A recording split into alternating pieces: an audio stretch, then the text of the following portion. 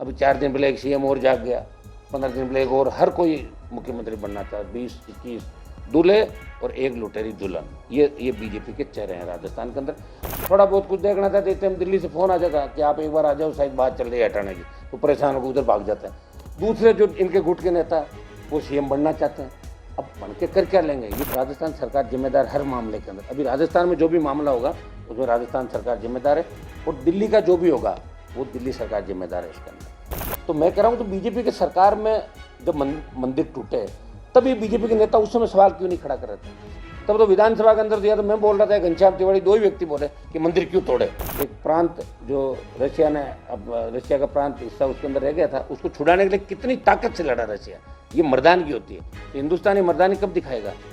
जो जम्मू कश्मीर हमारा पाकिस्तान के हिस्से में चला गया, इसको क्यों नहीं ले रहा मोदी जी? दम में तो लेके दिखाए ना उसको। कांग्रेस भी सिर्फ तुष्टिकरण की नीति के आधार पर या सोचे कि भाई लोग दिल्ली का विरोध करके अब गहलोत खुद की सरकार बचाने में लगे, येन कैन पड़कर सरकार बच जाए, मैं 5 साल पूरे निकाल लूँ और उसके बाद कांग्रेस नहीं आए, ताकि ये हो जाए वो लास्ट मुख्यमंत्री अशोक गहलोत। वो भी इसी के अंदर लगे हुए।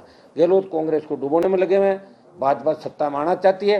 राष्ट्रीय लोकतांत्रिक पार्टी राजस्थान के आम जनता को न्याय दिलाना चाहती है। उदयपुर के अंदर जहाँ मैं बैठा हूँ, इस उदयपुर अंचल की समस्याएं भी, चाहे आपकी उदयपुर में बार खुलने की बात हो, बेंच, हाईकोर्ट की बेंच खुले, ये मामला भी लोकसभा के अंदर मैंने उठाया। अफीम उत्पादक जो हमारे भाई हैं, इनकी तकलीफें, जिस तरह पट्टे निरस्त करें, और पट्टे ज़्यादा दिए जाए इनको और गुणवत्ता से, इनको और पैसा, आर्थिक स्थिति इनकी मजबूत, इसके लिए दिल्ली की सरकार की योजनाएं लानी चाहिए। नदी नालों, सिंचाई के साधन कैसे प्रत्येक जगह मिले, और आदिवासी अंचल का विकास कैसे, उदयपुर डिवीजन का विकास कैसे हो, इसके लिए भी राष्ट्रीय लोकतांत्रिक पार्टी कटिबद्ध है। हमारे उदयलाल जी डांगी जो पार्टी के प्रदेश के महामंत्री, फिर मेवाड़ संभाग के प्रभारी, हमेशा संघर्ष कर रहे हैं। उदयपुर के जो भी मुद्दे होते हैं उनको लेकर हम तैयार। अभी एक दुर्भाग्य इस बात का है कि कुराउड़ पंचायत समिति में एक वीडियो दारू पी के पड़ा मिला, अंदर से गेट बंद कर दिया और उसने कहा कि कोई नहीं आ सकता। और ये जब बात जयपुर तक पहुंच गई तो यहाँ के सत्ता पक्ष के विधायक उसको बचाने में लगे।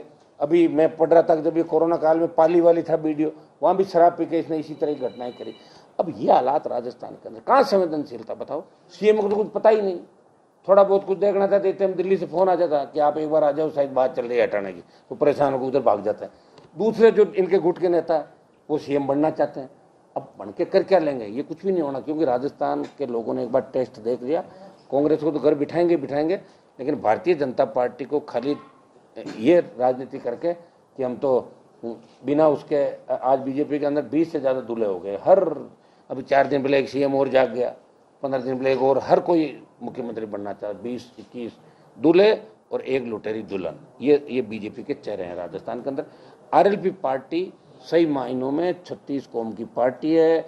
आरएलपी पहली पार्टी है जिसका अध्यक्ष भी दलित है, और 3 में से 2 विधायक भी शेड्यूल कास्ट के हैं और एक ओबीसी से आता है।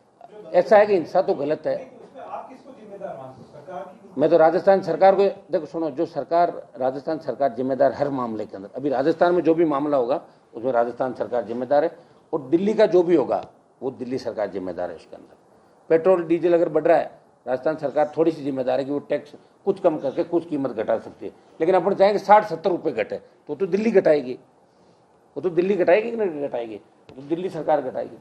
तो राजस्थान सरकार भी करौली की हिंसा में दोषी है, लेकिन ये कह देना कि हम सही हैं बीजेपी के लोगों, ये गलत है। क्योंकि मंदिर उन्होंने भी तोड़े थे, और यूनुस खान जो वसुंधरा का सबसे नज़दीक था, और किस तरह अपने ऑफिस में बैठ के किस तरह की बात करता था, और किस तरह संघ के पदाधिकारियों को पीछे से लात मारकर बाहर निकाला था उसने कईयों को। मेरे पास तो सारी बातें हैं, जब आप कह रहे हो तो ये सुन लो, ये सारी बात।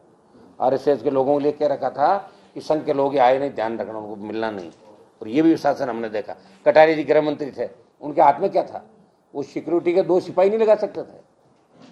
मुझे खुद गुलाब जी ने एक बार कहा, जब हमारे झगड़े चले, जब मेरी सिक्योरिटी की बात आई, नीचे से सारा मामला विधानसभा में उठा कि हनुमान बेनीवाल को सुरक्षा दी जाए, तो गुलाब जी कटारिया बोले सुरक्षा दे दी हमने, इतने सिपाही दिए। मैंने कहा क्यों झूठ बोल रहे विधानसभा के अंदर? फिर जब चैम्बर में बैठे, मैंने कहा आप ऐसे ही बोल गए कि मुझे ध्यान नहीं था।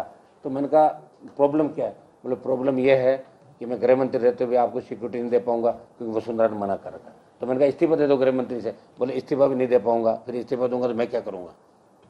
आपके समझ में आ गई बात? आपकी बात कर, तो ये तो करा तो मैंने, ये सुनो मेरी बात, जब गुस्सा आया बाहर आ गया, और बाहर ही हूं, अंदर वापस नहीं गया। ये फर्क है हनुमान बेनीवाल और दूसरे नेताओं के अंदर। कांग्रेस की तो सीटें ही नहीं आ रही राजस्थान में, 10-11 पे सिमट जाएगी कांग्रेस, तो बचेगी नहीं स्टेट के अंदर।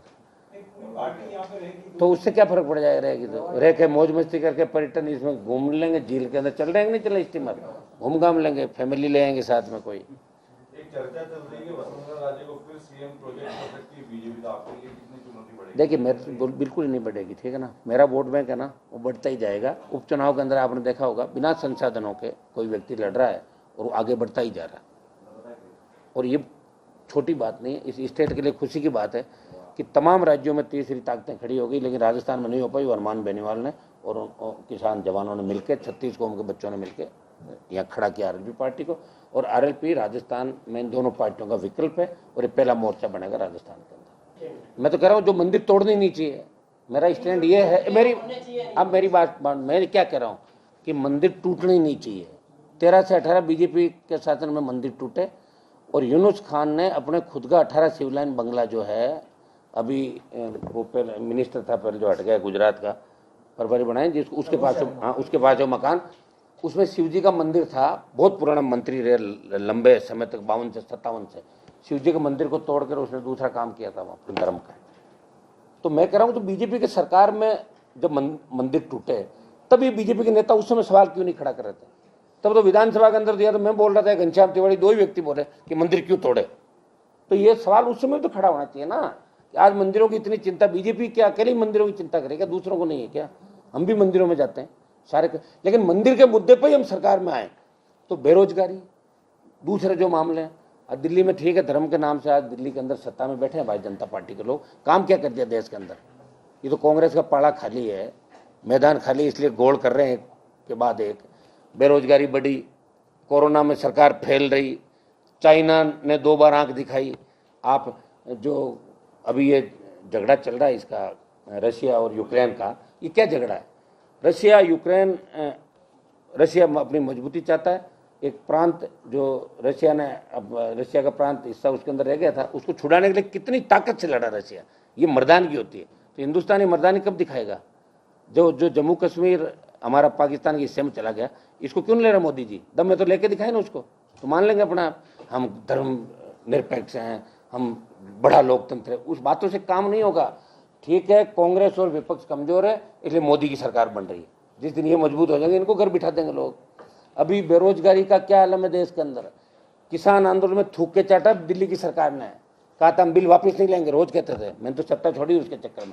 बिल वापस लिए कि नहीं लिए आप ही बता दो। चलो, सरकार के प्रधानमंत्री और मंत्री कैसे जोर जोर से भाषण देते थे, बिल वापस नहीं लेंगे, ये बिल बहुत अच्छा है, सारे एमपीओ से भाषण दिलाए। क्या बिल अच्छे होते तो वापस क्यों ले बिल?